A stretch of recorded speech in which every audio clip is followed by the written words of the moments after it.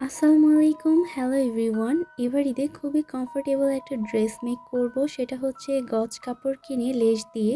So এখানে যে লেসগুলো দেখতে পাচ্ছেন এগুলো মাত্র 20 টাকা করে গজ নিয়েছে। আর আমি টোটাল 3 রকমের লেস কিনেছিলাম। এখানে এই যে এটা হচ্ছে চিকন টাইপের লেস, এটা শুধুমাত্র হাতার উপরের অংশে হবে।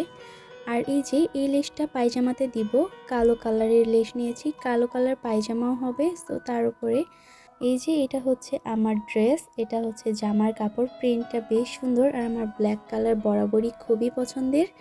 আর এটা হচ্ছে পায়জামার কাপড়, আর হ্যাঁ এটা আমার বড় মামা মামি দিয়েছে।